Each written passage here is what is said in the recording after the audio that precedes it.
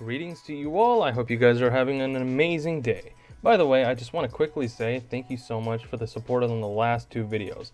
For the people that stopped by and at least watch 1 second of my videos, I really do appreciate it. Shout out to the people that comment on my videos as well. I really hope you enjoyed those. You guys have no idea how grateful I am for the recognition. Anyways, let's just jump into the video. Yeah? Thank you very much. Greetings to you all. I hope you guys are having an amazing day, night, or whatever it may be for you currently. If you've noticed the theme lately from this channel, I like older games, especially those that have had a concurrent impact in my past. However, with this video, this is going to touch on something completely different, but something that you're probably familiar with. I want to briefly talk about the original Xbox version of Counter-Strike. Counter-Strike, I'm sure a lot of you know by now since you clicked on this video regarding to the title, is a first-person shooter that was originally designed for the PC, not for the controller. However, with the last video that I did with Counter-Strike Source and the controller, I'm sure a lot of you were probably seeing the upcoming video if you didn't catch on. I briefly played Counter-Strike Source with the controller and it was chaotic as hell. However, we're going to touch on a version of Counter-Strike that was designed for the controller, designed to be an alternative for someone who loves CS but couldn't afford a decent computer. The Xbox version of Counter-Strike. Now, for a bit of context, the original Xbox released in North America on November 15th, 2001, a console mostly similar to its competitors, the PlayStation 2 and the GameCube. This console had been released at a hotspot when Counter-Strike was the most popular game in the whole world for PC. Internet cafes, home computers, even office computers when your boss wasn't looking. Microsoft looked at them numbers and said, interesting. Interesting indeed. Now we can mock the Xbox for what it is today along with the PS5, but the original Xbox was an impressive console for what it was. It launched when the PS2 was a gigantic monster in the sphere of gaming, and that's a pretty tough thing to go up against. However, Xbox prevailed with a revolutionary shooter like Halo along with other games that are notable like Ninja Gaiden, Jade Empire, a bit of Blinks, Knights of the Old Republic, and well, in some ways, Counter-Strike. Just like now, you had to pay just to play online. And back then, playing online with other players was a really impressive thing. It's really interesting how the Xbox made its mark. If you didn't have a PC, and you happen to have an LG Xbox, and maybe Counter-Strike in this case, you can literally match up against other players and take on the battle against the other side. Whether it's rescuing hostages, defending them, rushing bomb sites, or defending one. It was a similar formula that a lot of people around the world knew.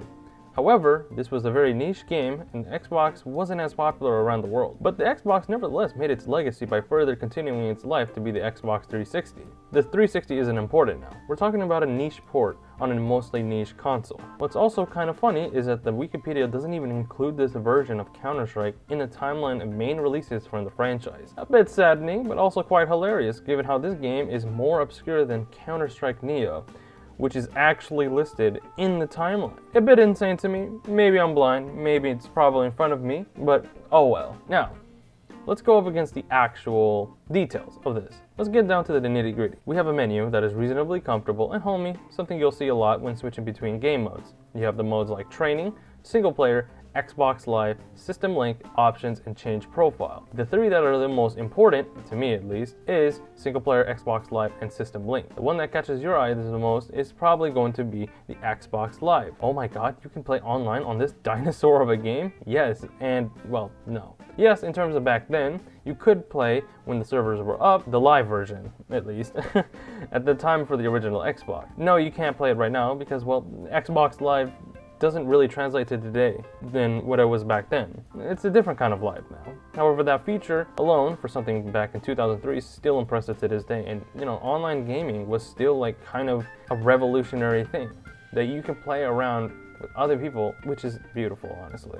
However, now if you're a decently educated individual when it comes to obscure titles, you'll notice that there's a slight similar feeling.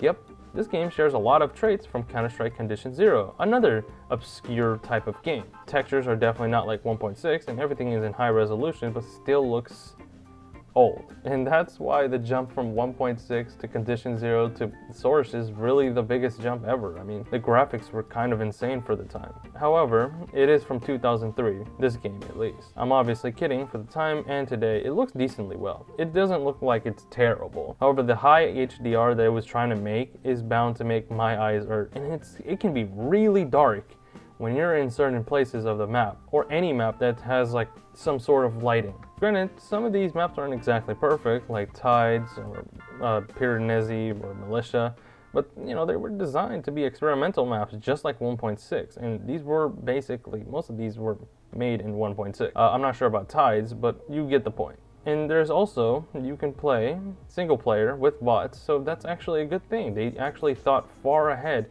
because they knew that the servers would be shut down eventually, and they didn't have to do anything with that.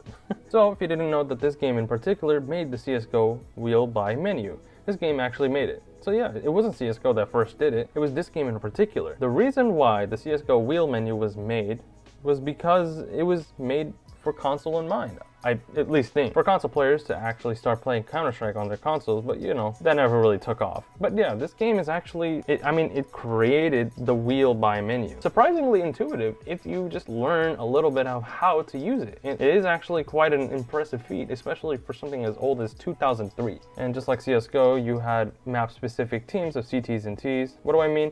Well, for something like Dust 2, you had the SEAL Team 6 going up against the Elite Crew, or on Tides, you had the GIGN go up against the Guerrilla Warfare. So yeah, before CS2, when CS2 decided to go for the default SAS and the Phoenix connection for CTs and Ts, and before CSGO when it actually applied the concept of map-specific teams for both CTs and Ts, this game actually did it first. From my knowledge, of course, from what I've gathered. Please correct me on that, thank you very much. So, what have we learned? The final verdict. What is it? This version of Counter-Strike is obscure, but interesting to my eyes nevertheless. Many may laugh and mock this game, but I actually like this game. Not more than 1.6, Source, Go, or 2, but it's definitely an interesting game nevertheless, made and ported over to the console for players to enjoy and experience Counter-Strike.